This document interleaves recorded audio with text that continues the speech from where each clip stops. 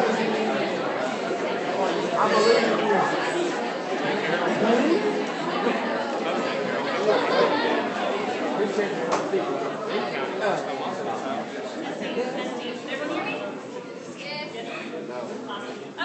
well, I'd like to have a few housekeeping rules of Pedescope. Okay, first off, I want to say, can you please silence your cell phone so there's not an interruption or dislodging thing with computers. That would be awesome. So, take some moments, get your cellular phone, turn them off. Awesome. Okay, so today I want to begin this presentation with a quote. To the world, you may be one person, but to one person, you may be the world. And so right now, you might hear that and be like, doesn't mean anything. My boyfriend told me that last week. So, by the time this presentation's over, we want that to have a deeper meaning than just your boyfriend's, telling you whatever. We'd like to welcome to the beginning of Organ Donation Emphasis Week. And this is a week-long event that Phi Beta Kappa has started to promote organ donation. We did this so we could educate you guys and teachers and all those alike on organ donation because there's a need. Well, some people don't know what organ donation is or any of that stuff. And you might be wondering, why in the world did they choose organ donation? They could have done anything else. But this summer, we had an Honors in Action project, and we chose organ donation because there's such a great need for it. We did a lot of research, and we did research papers, and we consulted various peoples and family on organ donation. This fall, we actually were trained to become volunteer organ donation ambassadors. I hope I said that right. Awesome. But before the presentation begins, I'd like to introduce the presenters today. Myself, I'm Evangeline von Bachman. This is Megan Corey, Teresa Frost, Tiana Allen, and this is Judy Beth McMillan. All right. Before we start, I'm going to introduce Miss Nina Strober, who's also going to introduce a very special guest.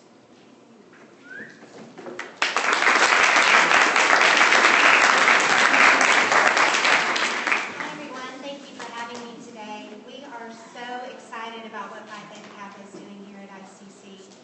When she said there's a need, there's a huge need, and I know they're going to go into it a lot on the presentation, but these are lives at stake, and that's what our mission is about, is saving lives. I work with the Mississippi Organ Recovery Agency as a communications specialist, and my primary role is to promote the Donate Life Mississippi Registry. We also get out in the community and we speak to people and educate them about how your lives can be healed and saved, and what a great gift it is to be an organ donor. One of the things that is such a treasure to me in my position is that I get to work one-on-one with donor families. One of our special donor moms is here today, Miss Laura Gaskin, and I want to take this time to introduce her in what I can't imagine to be the most tragic moment of her life. Her and her husband and her family thought of others, of strangers that they may meet or may not meet, but they thought enough of others, humanity at its finest, to give the gift of life. And she's going to share her story with you today. Miss Laura is very important to Mora. She volunteers her time, even now, speaking to groups, at hospitals, at schools. She comes up with her own volunteer projects and takes initiative to promote donation. If you'll be at the Aberdeen Christmas Open House next weekend, she'll be there doing a bake sale to raise money for our scholarship fund. Without further ado, I'd like to share with you Miss Laura's story.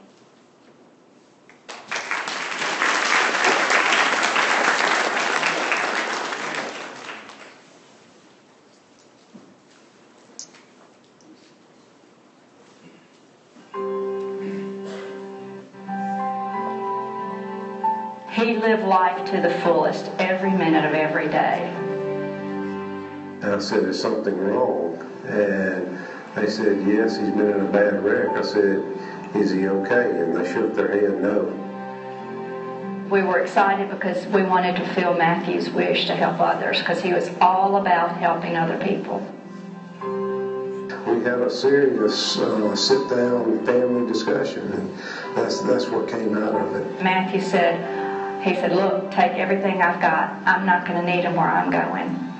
And we all talked and all agreed everyone would like to donate when the time comes. It's like a seed planted. It just goes on and keeps giving. One person learns about it or registers, and it just keeps trickling down. That just plays out his role in life. He was there to help others, and till this day he's still helping others.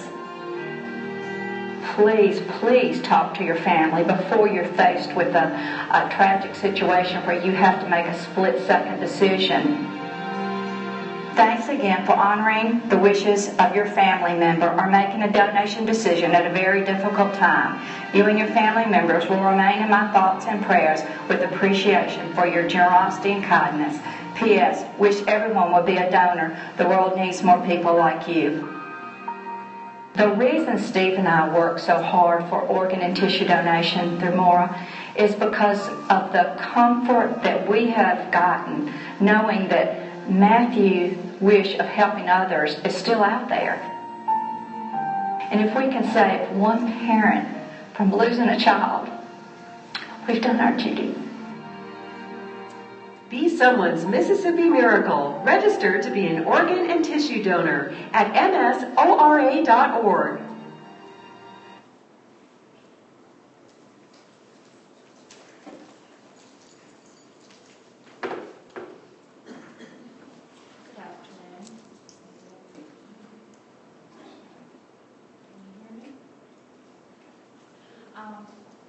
I'm honored to be here today to share Matthew's story with you and our outlook on organ and tissue donation. I want to thank these lovely ladies for such an awesome job putting this whole week together, and hopefully by the end of the week, everyone on campus will sign up to be an organ and tissue donor. I want to start my story. Of course, you've seen the Mississippi Miracle, so a lot of this I'm not going to tell you again, but forgive me if I repeat myself. On January 18th, 1985, we had our seventh son, Matthew. Matthew was born 6 weeks early, and he was fighting for his life. There were prayer chains all around our community, and our prayers were answered.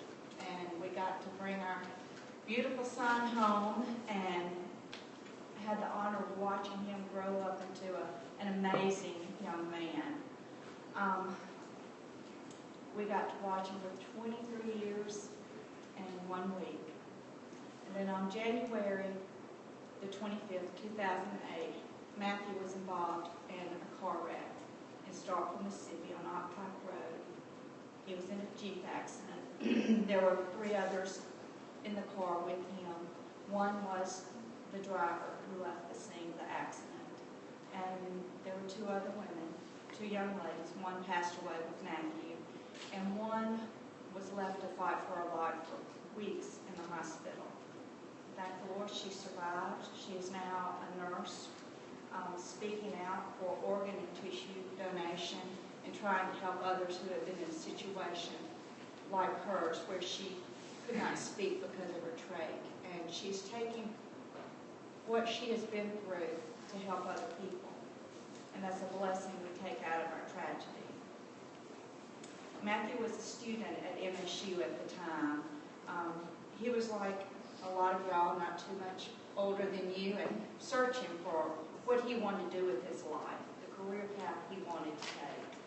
And about a few months before he passed away, well, several months, he decided that he wanted to go into the medical field. He became an EMT and eventually wanted to be a paramedic, a nurse, and then a nurse anesthetist. So just like y'all, he had his dreams, his goals set for his life. Just before Christmas, before he passed away, he got his ambulance license, and he interviewed with Columbus Baptist Memorial Hospital in Columbus and got the position of an ambulance driver as an EMT. He was going to work part-time while he was working on his schooling. Let me just tell you about Matthew. He was a mess. He was full of himself. Matthew loved life.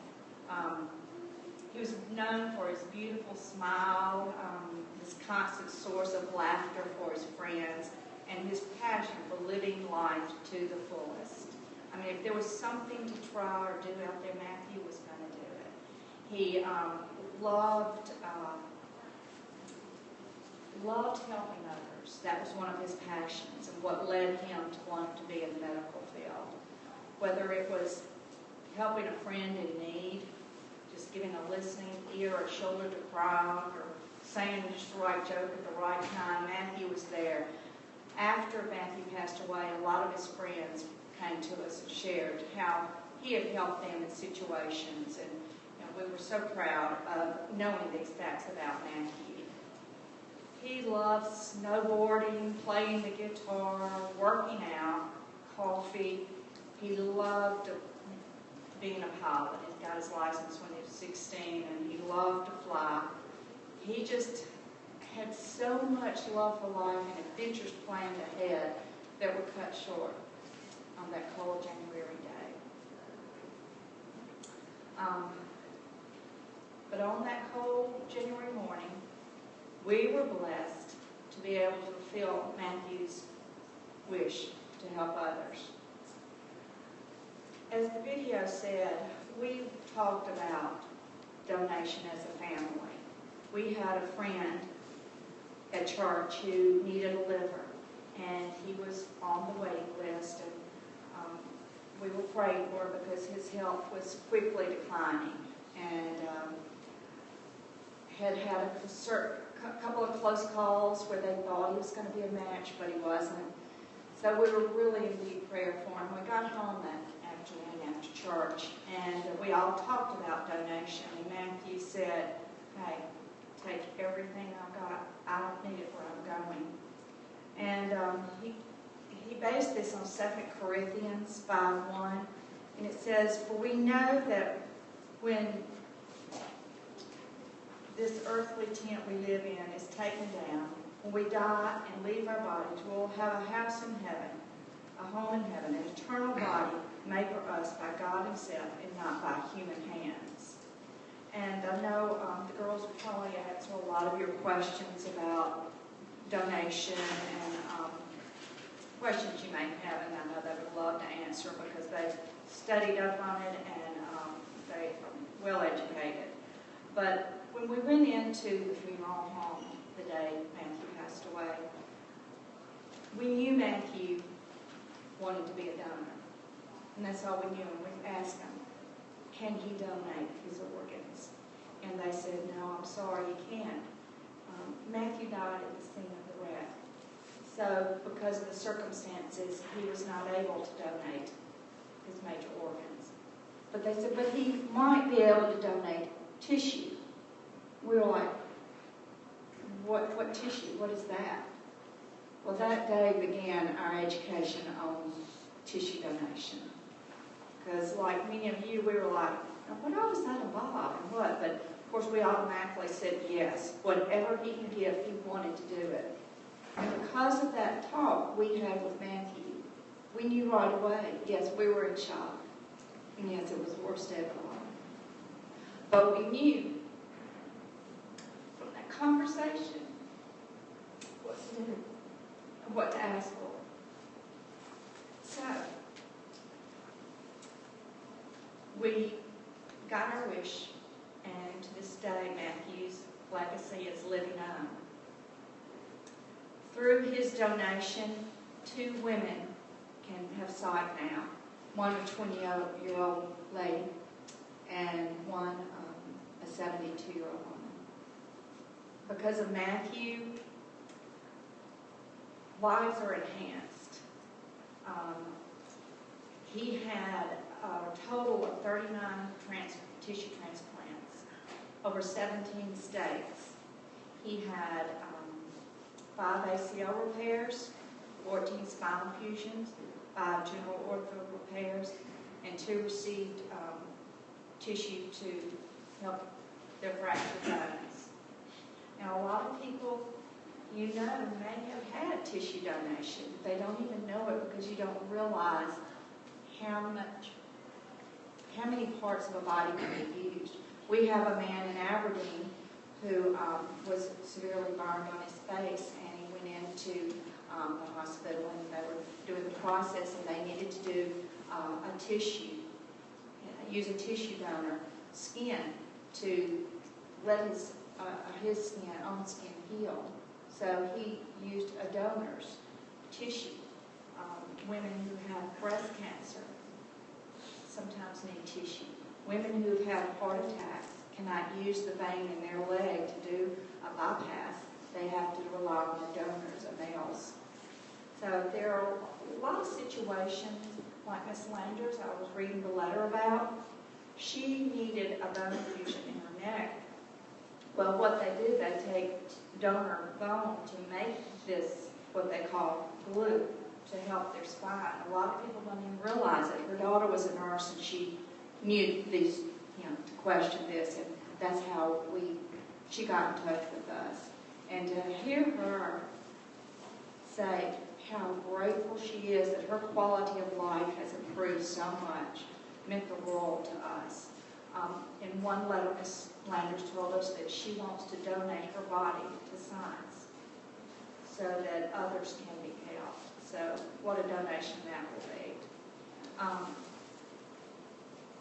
My husband and I have been working with Maura ever since Matthew passed away because we wanted to look for blessings out of our tragedy.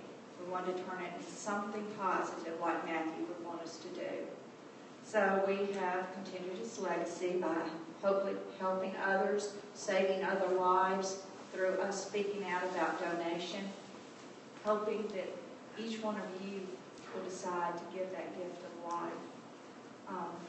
It's not a decision that you need to make on your own. Yes, you can make it, but you need to talk to your family so that they're not in our situation, hopefully not one day, but when you come to terms with, do you want to donate, and you go, I don't know. You're in such shock that you need to be so prepared for that decision that you automatically say yes, or before they even ask, say, can she or you donate? Matthew's face was on a NASCAR bumper.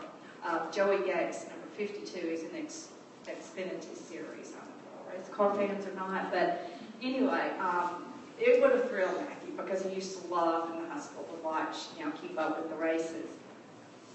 Well, this little boy, this 22-year-old young man, he lost his mother 3 years ago to a brain aneurysm. His mom and dad were divorced, and he was only 18, and he was the one to have to make the decision, would you like to donate for organs? And, he prayed about it and thought about it, and he went, yes, I know she would want to do that. Well, that was a big decision for someone that age who had never discussed it with his mother. But he knew her heart, and he knew that she would want to help others. So he speaks out now for organ and tissue donation. His car, he tries to get sponsors from organ procurement. So we were honored to be able to put Matthew's picture on that bumper, and it was awesome. So there are many people who speak out on organ and tissue donation, but I just can't say enough about these young women who are really doing something about it. So please go by and sign up. You never know if it'll be you or one of your loved ones who needs a donation of tissue or an organ. Think about that, and think about the decision you would want somebody else to make for you. We went after Matthew passed away to a friend's house that lost their son. And we're taking them some books that have helped us through our grief process. Unfortunately, they did not think about organ donation when their son passed away suddenly. And they said to us, oh, how we wish we had thought about that, we had known about it. Because we would have loved to had something good and positive come out of this. So once again, talk to your family, because you never know when your last moment on this earth is going to be, or your parents, or your sister, or your brother. Yes, it's sad to think about, very difficult. And a lot of people avoid it for that reason. But if you like to help others and you have a good heart, I know you will make that right decision. Because as I said, to one person, you are one person to this world, but to one person you are the world. And you could be the world to somebody. So please, leave here and really think about helping others. Your last act of kindness in this world could be your gift of life. Thank you.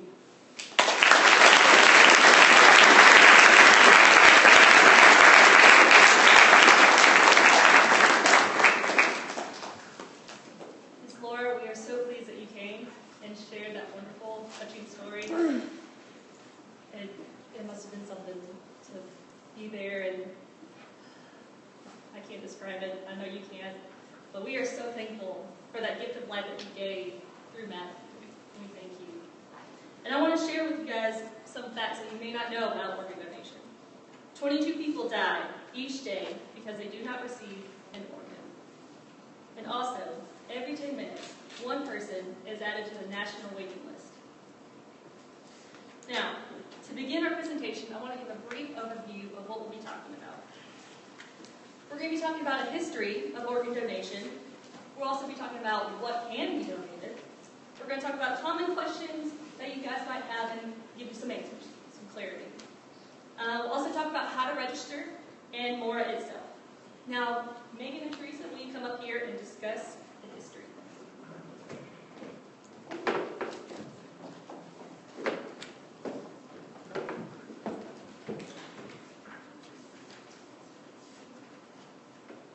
In the 1940s and 1950s, there was a plastic surgeon by the name of Joseph Murray. He worked with the Army during World War II, just with hand and face injuries of soldiers. While he was overseas working, he did the first skin graft on a pilot, who later lived to the age of 84. When he got back to the United States, he performed in 1954 the first kidney transplant between two twin brothers. Transplants at that time only worked between close relatives, and surgeons really didn't know why, so further research was done just to see if they could find a way to suppress the immune system to where a recipient and donor don't have to be related. In the 1960s, there was 160 heart transplants were attempted in 1968. By the time of 1970, only 10 people survived. One of the first successful attempts was actually with the use of immunosuppressant drugs. Immunosuppressant drugs actually lowered the rejection rate of transplants. It increased the survival rate of the organs and made unrelated donor transplants possible. Currently, the immunosuppressant drugs are used for post-trauma treatment, post-surgery treatment. Currently, we have some newer developments when it comes to organ donation. Doctors and researchers are just trying to find ways to make it more efficient, faster, and healthier for the recipients of these organs. One of the newer studies that has been done is the restoration of organs, where organs are deep frozen for a couple months, and then they are taken back out, and then they test the organs to see how viable they are, and that has been very successful. Another way that has been researched is medical perfusion technology. This has been used on livers, kidneys, where an organ is, as it's being transported, it is pumped with either nutrients or artificial blood. This keeps the organ alive longer, and again, it's more viable when it gets to the recipient. Some national and local facts you might not know. Currently, 122,000 women, men, and children are on the waiting list for an organ transplant. Every 10 minutes, a new name is added to that list. On average, 22 people die each day while waiting on that waiting list. Approximately 1,500 Mississippians are on that list. Lives you can touch by just being a donor. One organ donor can save up to 8 people. One tissue donor can improve the lives of 50. So potentially you can save the lives of around 60 people. Now you may think, well, what am I donating that can save these lives? Here are some common organs that are donated. The heart is one of the heart is donated, and usually the heart to be donated conditions include a heart failure or a heart disease. The kidney is the most common organ that is transplanted and also in the most need. For those in need of a transplant are usually on dialysis for upwards to all their lives until they get a kidney. And then there's the liver. One liver can actually be divided into 2 recipients, and the recipients are matched by blood type, donor size, donor weight, and the conditions that you would have the need for a transplant of a liver would be birth defects, bile ducts, hepatitis, and drug or alcohol use. Another organ that can be donated is the lung. One lung can save 1 life. So one donor has the potential to save 2 lives. When the lungs are to be donated, they match to a recipient based on the blood type, the size of the donor, the weight of the donor, and then what conditions they actually have that make them need the lung. Some of the conditions can include cystic fibrosis, pulmonary hypertension, or pulmonary edema. The pancreas is one of the newer developments when it comes to organ donation. The first pancreas was donated in Australia a couple years ago, and it's often donated with a kidney. The conditions that could make someone need a pancreas, diabetes, pancreatic failure, and then the intestine is most often donated to infants or children, and that could be just a result of a twisted or blocked intestine or Crohn's disease. Some uncommon organs that can be donated are the heart valves, which are used to repair heart defects and damage. The skin, which is used for burn victims or those suffering from disfigurement disease or injury. And then the bones, which are used for orthopedic conditions. There's connective tissues such as tendons and ligaments that help with orthopedic and neurological conditions, which is like the ACL surgery. That is actually a ligament that was donated. There are veins, which are used for heart bypass surgery. It's for also those to avoid leg amputations for those with poor circulation in their legs. And the eye. Your corneas can be donated, and you can possibly restore sight in someone who is blind. And now Megan, we talked about all these organs that can be donated, and Megan will talk about how actually you get the organ once you decide to donate. So once permission from the donor family has been given, the actual process for organ donation begins. The organ that will be donated is injected with a solution of nutrients that will keep it, make it last longer once it has been surgically removed. The organ is kept cool while it's in transportation, and then the actual transportation of organs, it varies depending on which organ you're trying to transport. Kidneys last the longest, which is up to 36 hours once they've been removed. And then the heart and lungs don't have much time. They have about 2 to 6 hours before they're unusable. And now Judy Beth and Tiana are going to ask some frequently asked questions. We'll answer.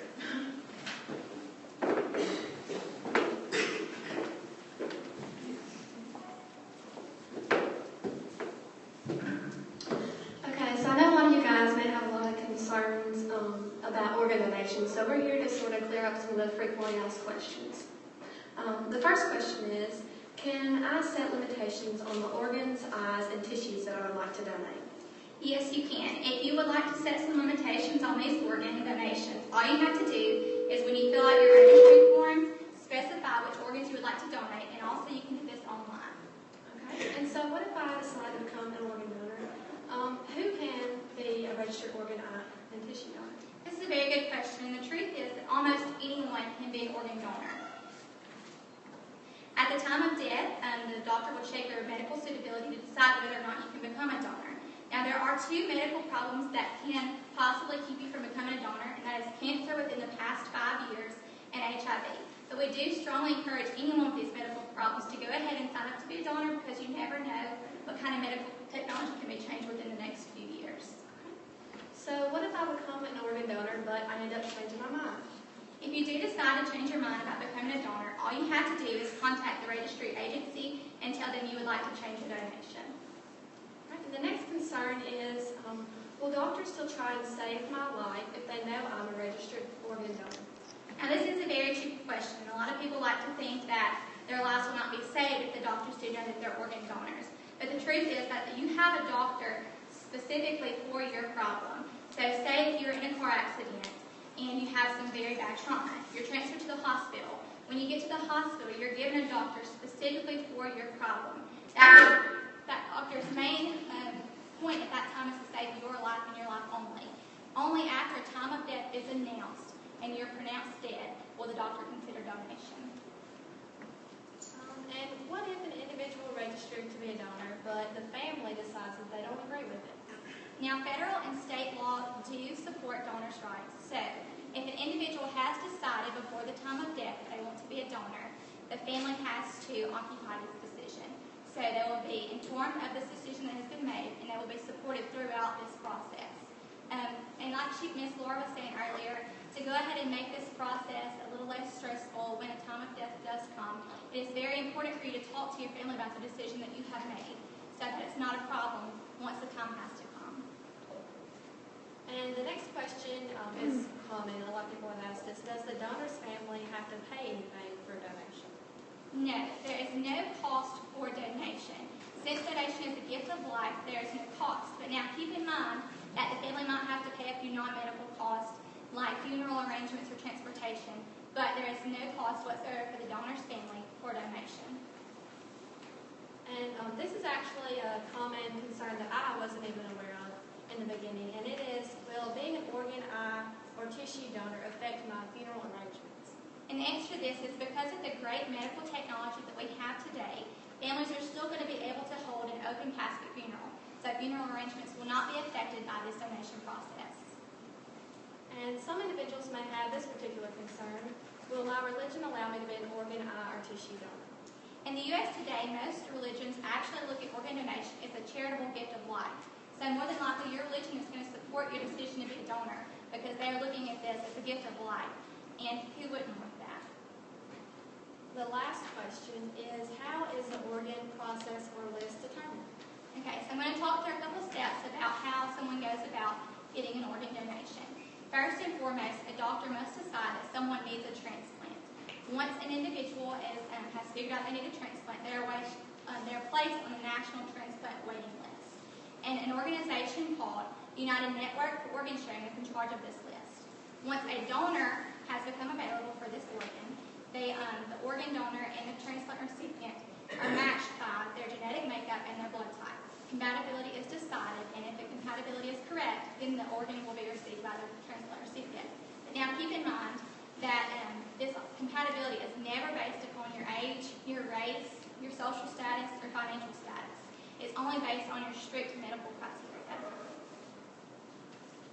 Now, Tiana, since I've answered all these questions and concerns, I want you to explain to everyone how they can become donors if this is their decision. I'm going to talk about a little bit about registration and how you guys can become an organ donor. How to register. There are 3 different ways that you guys can register. Number 1, you can register with your local Department of Motor Vehicles. And you can go online at the web address listed there. And we'll also have, outside of the Civic Services banquet room, we'll have a table set up with some forms to fill out, or you can fill it out online if you wish to do it today. And don't forget that if you do sign up, make sure to designate that you're with ICC. Secondly, I'm going to talk about MORA. And MORA is the Mississippi Organ Recovery Agency. It is a type of OPO, an organ procurement organization. It is federally designated, which means it's recognized federally, and collaborates with the Mississippi Lions IV. It is one of 58 OPOs, or organ procurement organizations, in the United States. The regional offices are in Tupelo, Jackson, Hattiesburg, and Gulfport. And next up, I'm going to introduce Ms. Nina Strother. She's a communication specialist for MORA, and she's been a wonderful asset to us for PTK in our efforts in advocating for organ donation. So give us a round of applause for Ms. Nina Strother.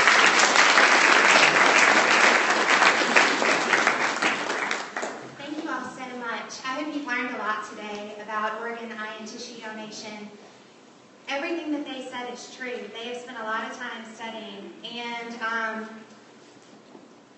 I want to leave y'all with this. You are 6 times more likely to need an organ transplant than you are to actually be able to be a donor. When they were talking about medically, if the doctors will take care of you if you're a donor, a lot of people don't know this, but in order to be an organ donor, you have to pass away in a hospital setting from brain death or cardiac death from a brain injury. This is not a coma. This is not a vegetative state. This is death. A time of death is called. And so there is no coming back from it. You are deceased. So if you can give the gift of life, save up to 8 lives. Tissue donation, it doesn't have the same criteria. You can donate upon death. It doesn't have to be from brain death. So if you do pass away in the way that you can be an organ, eye, and tissue donor, you're looking at least 60 lives that you could save. You can have the same funeral you were going to have before you were going to be a donor. It is no cost to you or your family or your estate, and it can help so many people. So I really encourage you to think about it, talk about it with your families, and if you'd like to register, do it one of those ways. We've got tables set up outside. If you'd like to register today, you can do it when you get your driver's license renewed. You can do it online.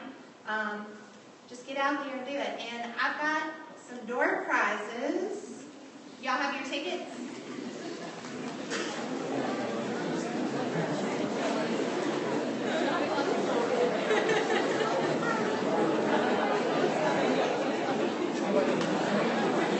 All right, you ready? 517-520.